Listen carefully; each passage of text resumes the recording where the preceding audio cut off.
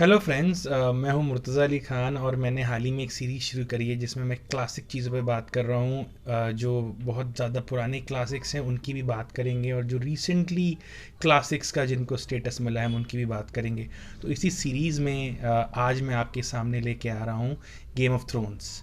जी हाँ, आप जानते हैं कि गेम ऑफ थ्रोन्स कितनी बड़ी सीरीज़ रही है। 8 सीजन्स चली है HBO पर और 59 प्राइम टाइम एमी अवार्ड्स जीती।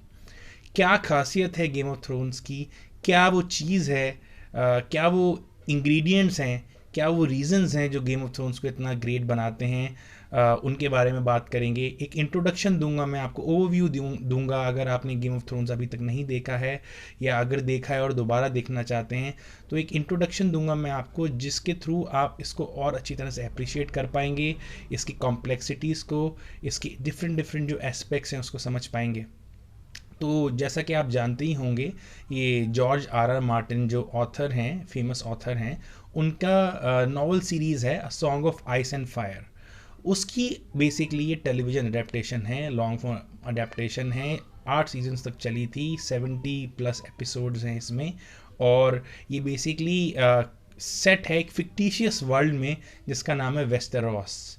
तो वेस्टेरोस की दुनिया में क्या क्या होता है, कैसे कैसे होता है, ये एक एडवेंचर फैंटेसी ड्रामा है। तो आप समझ सकते हैं इसमें बहुत सारे इंटरेस्टिंग एलिमेंट्स होंगे।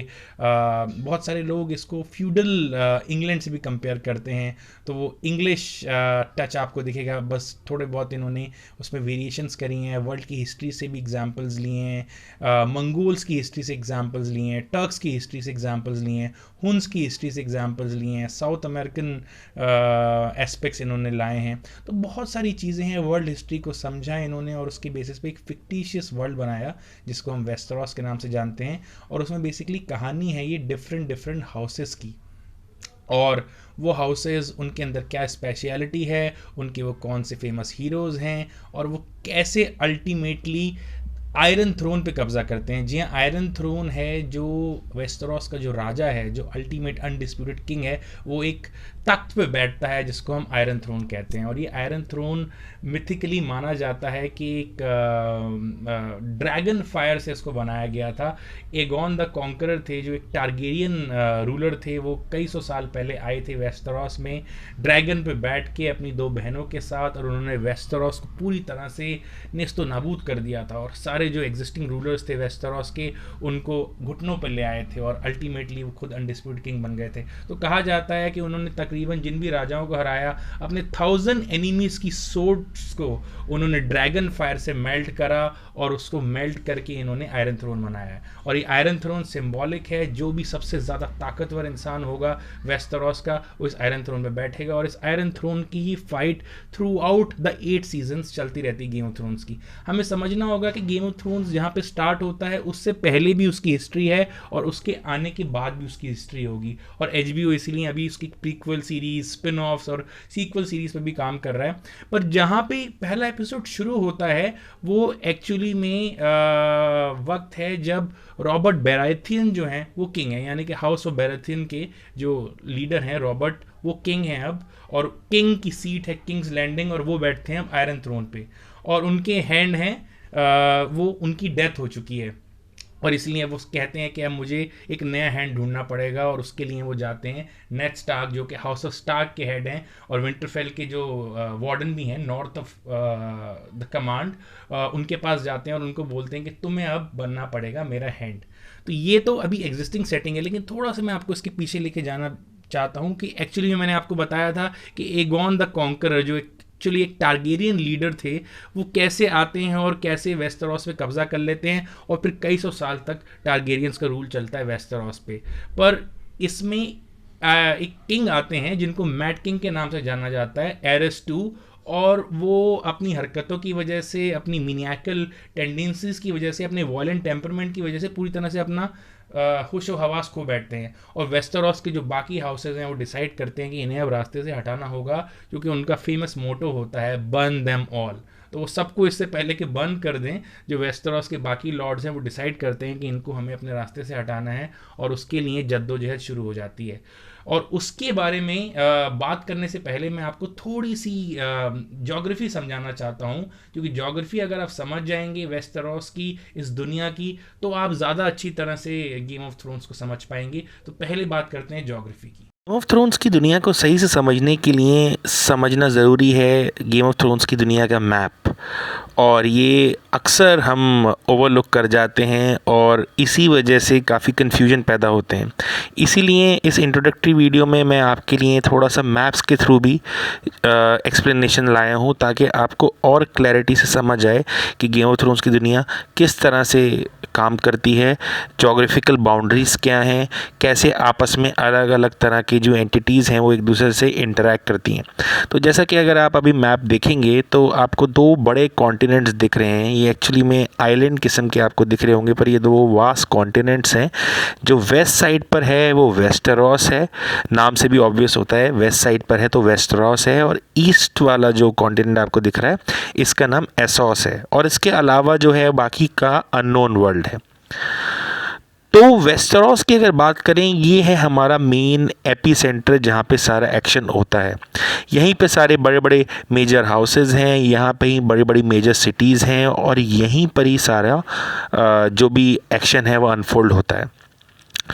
एसोस जो है वो मेनली अभी उस तरह से डेवलप नहीं है जिस तरह से वेस्टेरोस है, और वहाँ पे अभी भी ट्राइबल्स दिखते हैं। जैसे आप वो डोथराकी सी देख रहे होंगे, तो वहाँ पे एक ट्राइबल ग्रुप रहता है जिसका नाम है डोथराकी, और वो एक्चुअली में जॉर्ज आर आर मार्टिन ने उसकी इंस्पिरेशन मंगोल्स और हुन्स से ली है। और वो बहुत ही विशियस और फेरोशियस ब्रीड है, और वो घोड़ों की सवारी करते हैं और बहुत ही डेडली वॉरियर्स माने जाते हैं। अब डोथराकी हमेशा से वेस्टेरोस में रहने वाले लोगों के लिए खतरा है, क्योंकि वेस्टेरोस के जो वॉरियर्स हैं वो डोथराकी की खौफ में हमेशा रहते हैं। पर एक अच्छी चीज़ वेस्टेरोस के लिए काम ये करती है, जो डोथराकी हैं उन्होंने कभी भी नैरो सी को क्रॉस नहीं किया।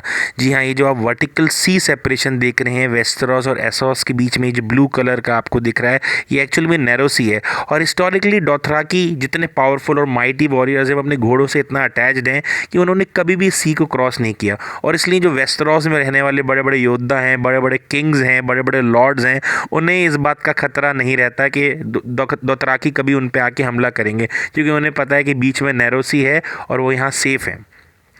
अब अगर आप वेस्टेरोस के मैप को देखें तो आपको समझ आएगा कि यहाँ पे नॉर्थ टू साउथ चीज़ें हो रही हैं। अगर आप नॉर्दर्न पार्ट्स में जाएंगे तो आपको ठंड का एहसास होगा, और अगर आप सदर्न पार्ट्स में आएंगे तो आपको सी वाला जो मैरीटाइम क्लाइमेट है उसका फ्लेवर मिलेगा। तो आइए देखते हैं कैसे ये जो वेस्टेरोस है इसमें अलग अलग हाउसेस डिवाइडेड हैं और उनका किस तरह से एक दूसरे के साथ रिलेशनशिप है। तो अगर हम नॉर्थ से शुरुआत करें तो आपको यहाँ पे नॉर्थ में हाउस ऑफ स्टार्क दिख रहा है, जिनका सिजिल वुल्फ है, और ये नॉर्थ के लॉर्ड माने जाते हैं। विंटरफेल इनका कैपिटल है, और नॉर्दर्न रीजन में इनकी जो माइट है, जो इनका इन्फ्लुएंस है, उसको बिल्कुल भी कोई टक्कर नहीं दे सकता।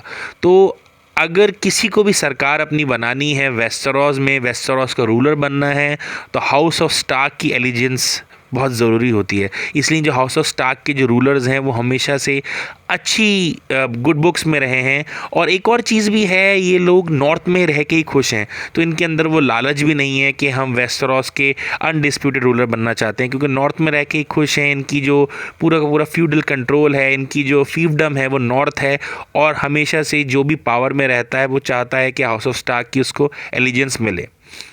हाउस ऑफ स्टार्क के अलावा जो बहुत इंपॉर्टेंट हाउसेस हैं वो आपको इसमें मैप में दिख रहे होंगे। आपको हाउस ऑफ टारगेरियन दिख रहा होगा, आपको हाउस टली दिख रहा होगा, आपको हाउस ग्रेजॉय दिख रहा होगा, जो एक्चुअली के आयरन बॉर्न हैं, और ये सी में इनका ज़्यादा इन्फ्लुएंस रहता है क्योंकि आइलैंड्स वगैरह को कंट्रोल करते हैं।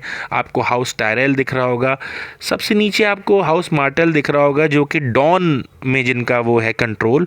और ये लोग एक मात्र हाउस थे जब एगॉन द कॉन्करर आए थे 3 ड्रैगन्स पे बैठ के अपनी 2 बहनों के साथ, और उन्होंने पूरे वेस्टेरोस पे कॉन्कर कर लिया था। तो हाउस मार्टेल इकलौता हाउस था जो अनकॉन्कर्ड रह गया था, पर बाद में इन्होंने भी एलिजेंस अपना दे दिया था टारगेरियंस को। तो वेस्टरोस का एक बहुत ही ताकतवर और रसूखदार हाउस है जिसका नाम है हाउस ऑफ लेनेस्टर, और हाउस ऑफ लेनेस्टर को हेड करते हैं उनके पैट्रियार्क टाइविन लेनेस्टर। वो बहुत ही रूथलेस हैं, बहुत ही अमीर हैं और बहुत ही ताकतवर हैं, और उनका पैसा ही उनकी असली ताकत है। और उनकी जो बड़ी बेटी हैं वो अभी किंग जो है रॉबर्ट बेराथन उनकी बीवी हैं। उनके जो बड़े बेटे हैं जेमी लेनेस्टर वो head of the Kings guard हैं, यानी कि उन्होंने ओथ ली हुई है कि मैं ज़िंदगी भर शादी नहीं करूँगा और मैं अपने किंग को सर्व करूँगा। उनके जो छोटे बेटे हैं वो हैं टिरियन लेनेस्टर, जो एक्चुअली में एक ड्वार्फ हैं और बहुत ही ज़्यादा शौकीन हैं, बहुत ही ज़्यादा रंगीन ज़िंदगी जीते हैं, पर कहीं ना कहीं उनको गिल्ट भी है और कहीं ना कहीं उनको उतना प्यार कभी नहीं मिला, क्योंकि बौने होने की वजह से एक आपको हमेशा फील होती है आइसोलेशन कि मुझे शायद उतनी इज़्ज़त नहीं मिल रही है। तो वो कई बार ओवरडू करते हैं चीज़ों को, अपनी ताकत को, अपने रसूख को दिखाने के लिए। और डिटेल में थोड़ा सा मैं वेस्टरॉस का मैप डिस्कस करना चाहूँगा ताकि आपको और समझ आए कि वेस्टरॉस की जो ज्योग्राफी है वो कैसे यहाँ की पॉलिटिक्स को और पूरी की पूरी हिस्ट्री एक दूसरे को कैसे इन्फ्लुएंस करती है। तो अगर आप ये मैप देखें वेस्टरॉस का तो आपको देखना पड़ेगा नॉर्थ, जो मैंने आपको पहले ही बता दिया कि हाउस ऑफ स्टार्क कंट्रोल करता है और विंटरफेल उनका कैपिटल है। विंटरफेल के ऊपर अगर आप जाते हैं तो आपको एक जगह दिखती है कैसल ब्लैक, और कैसल ब्लैक वो जगह है जो बेसिकली वेस्टरॉस की एक तरह से बाउंड्री है सिविलाइज वर्ल्ड की। इसके बियॉन्ड जो है वो थोड़ा सा वाइल्ड माना जाता है। अब वहाँ पे वाइल्डलिंग्स रहते हैं और वो जंगली हैं और वो फ्री पीपल हैं, वो किसी किंग और किंगडम वगैरह में बिलीव नहीं करते, उनकी अलग वे ऑफ लाइफ है। पर ये जो वॉल है ये कई साल पहले यहाँ पे बिल्ड की गई थी, और कहा जाता है कि वाइल्डलिंग्स के साथ साथ वॉल के उस पार कुछ सुपर नेचुरल क्रीचर्स भी रहते हैं जिनको वाइट वॉकर्स या अदर्स के नाम से जाना जाता है। Over a period of 4-5 seasons धीरे धीरे चीज़ें अनरेवल होती हैं और हमें पता चलता है कि वाइट वॉकर्स का थ्रेट कितना रियल है और कितना अनरियल है। पर इतना बता देना चाहता हूँ, जो वॉल के पार का जो इलाका है वो हमेशा वहाँ पे फ्रोज़न रहता है, हमेशा वहाँ विंटर रहता है, और सिविलाइज वर्ल्ड के लोग उससे ज़्यादा लेना देना नहीं चाहते। शायद इसीलिए वो वॉल भी बनाई गई थी, क्योंकि जो वेस्टरॉस के लोग थे उनको लगता था कि उसके बियॉन्ड खतरा है। और इस वॉल को जो लोग गार्ड करते हैं, कैसल ब्लैक को जो गार्ड करते हैं, वो बेसिकली सोल्जर है जिन्होंने ओथ ली हुई है कि दिन रात सुबह शाम हम हमेशा इसे गार्ड करेंगे। कई बार क्रिमिनल्स, कई बार इलेजिटिमेट सन्स, वो लोग जिनको सोसाइटी अपने में नहीं रखना चाहती या जो लोग जिनको सोसाइटी में इज्जत नहीं मिलती, वो लोग क्या करते हैं कि ओथ ले लेते हैं कि हमें दुनिया में रहने में अब इंटरेस्ट नहीं है और हम कैसल ब्लैक पे जाएंगे और वहाँ पे अपनी बाकी की ज़िंदगी बिताएंगे। तो हम देखेंगे धीरे धीरे गेम ऑफ थ्रोन्स की अगर आप जब जर्नी स्टार्ट करेंगे तो बहुत सारे कैरेक्टर्स हैं जो कैसल ब्लैक पे जाते हैं, ओथ ले लेते हैं, और कैसे कैसल ब्लैक के थ्रू भी, जैसे जॉन स्नो का कैरेक्टर है वो यहाँ पे वो इलेजिटिमेट सन है नेड स्टार्क के, जो हाउस ऑफ स्टार्क के विंटरफेल के जो लॉर्ड हैं और वार्डन ऑफ द नॉर्थ भी हैं, उनके जो इलेजिटिमेट सन हैं वो कैसे कैसल ब्लैक में जाके ओथ लेते हैं और वहाँ पे फिर वो धीरे धीरे नॉर्थ के लोगों के साथ, यानी कि मैं नॉर्थ से मेरा मतलब है वॉल के बियॉन्ड का जो नॉर्थ है यानी कि वाइल्डलिंग्स, उनके साथ इंटरेक्ट करते हैं और धीरे धीरे उनका वहाँ पे इन्फ्लुएंस बढ़ता है और वो आगे जाके कैसे पूरी की पूरी वेस्टरॉस की पॉलिटिक्स को इन्फ्लुएंस करता है।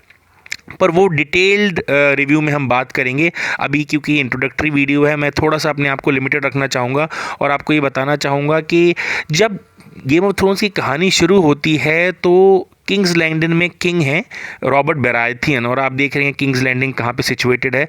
तो वो जर्नी लेते हैं all the way to Winterfell, क्योंकि उस वक्त के जो हैंड बेसिकली किंग के वज़ीर समझ सकते हैं आप, और जब उस वक्त के जो हैंड होते हैं उनकी डेथ हो जाती है तो वो एक जर्नी लेते हैं, रोड ट्रिप लेते हैं all the way to Winterfell. Robert Baratheon king's landing से विंटरफेल जाते हैं और उनके साथ ट्रैवल कर रही है उनकी वाइफ, उनकी फैमिली, और विंटरफेल में जाके वो सीधा नेड स्टार्क जो वार्डन ऑफ द नॉर्थ है उनको जाके रिक्वेस्ट करते हैं कि तुम मेरे नए हैंड बनो। और मैंने जैसे आपको पहले बताया था कि जो हाउस ऑफ स्टार्क के लोग हैं वो नॉर्थ में रहना पसंद करते हैं, उनको ज़्यादा शौक़ नहीं है नॉर्थ के बाहर जाने का, और हमेशा से हिस्टोरिकली भी जब जब वो नॉर्थ के बाहर जाते हैं तो उनका साथ कुछ ना कुछ अनहोनी होती है। तो नेड स्टार्क थोड़ा सा रिलक्टेंट है, नहीं चाहते वो ये पोजीशन लेना, पर रॉबर्ट बराथियन उनके पुराने दोस्त हैं और उनके बीच में काफ़ी इंटीमेट रिलेशनशिप भी है, और काफ़ी सारी पॉलिटिक्स वगैरह के इश्यूज़ को समझते हुए भी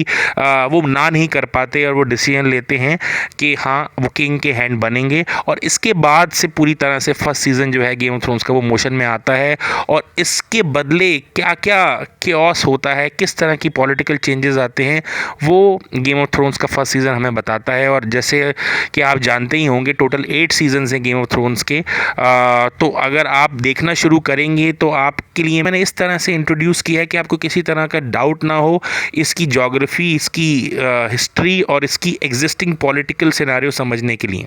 जॉर्ज आर मार्टिन ने गेम ऑफ थ्रोन्स की जो बेसिकली बुक्स हैं जिससे इंस्पायर्ड है सीरीज़, जिसको कि अडेप्ट किया है डेविड बेनियॉफ और डीबी वाइस ने एचबीओ के लिए, इसका नाम रखा है song of ice and fire. अब नाम से ही पता चल रहा है ये कोई आइस और कोई फायर के बीच में कुछ इंटरेस्टिंग होने वाला है। तो यहाँ पे फायर है ड्रैगन फायर, और आइस है जो नॉर्दर्नर्स के साथ एसोसिएटेड किया जाता है, जो बहुत ठंडे इलाके में रहते हैं।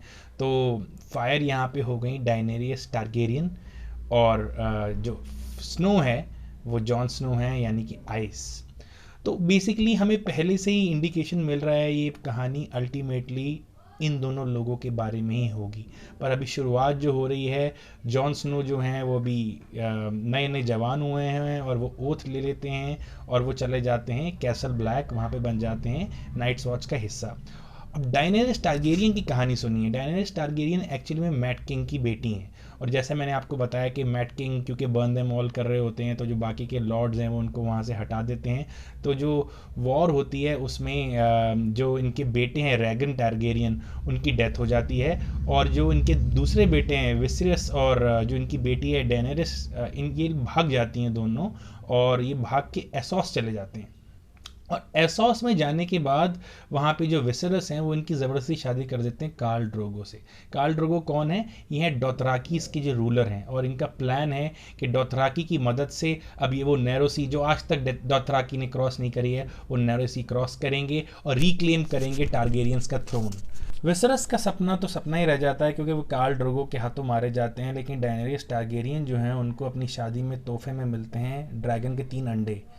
और जब कार्ल ड्रोगो मर जाते हैं और जो उनकी मिसकैरेज हो जाती है, तो 3 जो ड्रैगन के अंडे हैं वो आग में गिरने की वजह से गर्म होते हैं और उनमें से 3 नन्हे ड्रैगन निकलते हैं।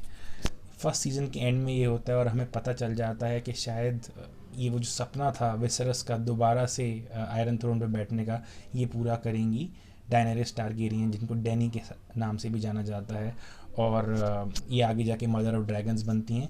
और उधर जॉन स्नो जो हैं वो कैसल ब्लैक में हैं, और मैंने जैसे आपको बताया था कि नॉर्थ जो है वॉल का बियॉन्ड वाला जो नॉर्थ है वहाँ पे कुछ सुपर नेचुरल एलिमेंट्स हैं।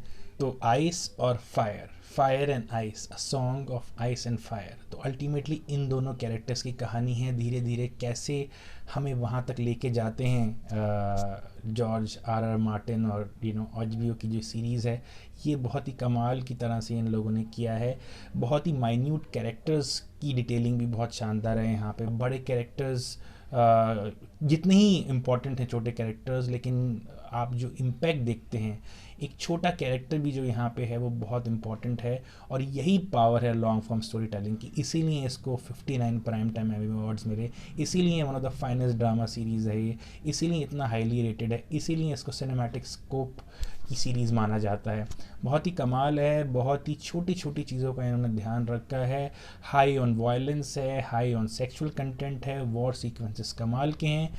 इनफैक्ट हर सीज़न के एंड में एक वॉर सीन होता है और जो बहुत कमाल का होता है। मोस्टली जो बेस्ट वॉर सीन्स हैं वो वॉल पे ही होते हैं, या विंटरफेल में भी 1-2 बहुत कमाल के बैटल सीन्स हैं। एक ब्लैक वाटर बे में होता है जो कि किंग्स लैंडिंग में है।